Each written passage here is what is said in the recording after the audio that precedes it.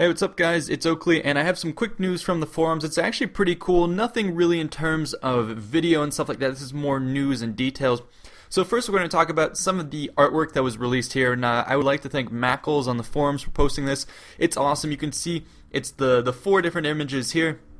So the barbarians on the top left, I'm not quite sure which tribe that's supposed to be. I think it's the Arveni. And then top right, of course, the legionaries. And look at the bottom left, that's probably my favorite image, is going to be what looks like the silver shields with their Corinthian helmets. That's really awesome. And then in the bottom right is going to be the Parthian heavy infantry. So in any case, I'm going to let you guys take a look at this, and I'm going to cover the next part of the news, which is posted by another member on the forums, Cetrus. I'd like to really thank the guys on the forums for, helping provide this information, which allows me to get this news to you. The rest of it I have to research, but they really do a great job in supporting the community and bringing all this news to the forefront.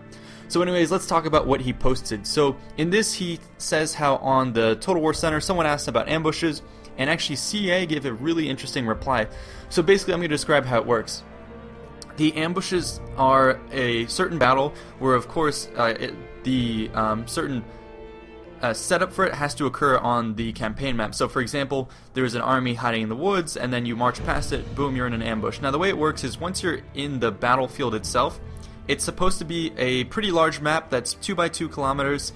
And what happens is if you are the army being ambushed, your troops are marching along in a column like we saw in Teutoburg Forest, but neither you nor the AI has control of them. So what I think this means is the army that's being ambushed is forced to march along the main road in the middle, and they're going to keep going. So if you were to not do anything, that army would march from the start and exit the map. So in the ambushes, your goal is to escape the ambush site. Now, you have no control as the player being ambushed, so you basically have to watch your troops walking into this ambush.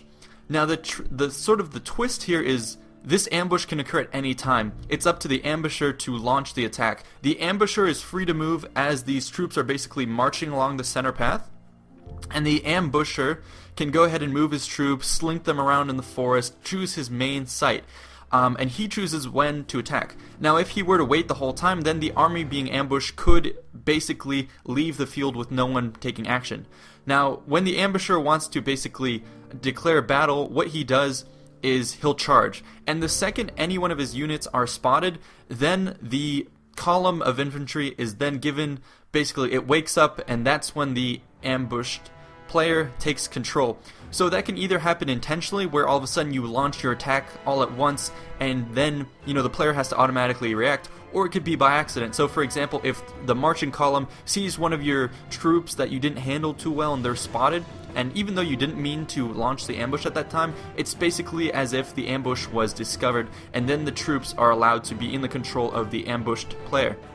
Now, I think this is a really, really huge dynamic because it adds a lot to the ambushes. It makes you basically, it's more tactical for both sides, and it more realistically recreates the effect of an ambush. So from the ambush player, the army that's ambushing, you get to move and you get to shadow this force and choose when you want to launch your attack, and it's really cool how you can be discovered preemptively.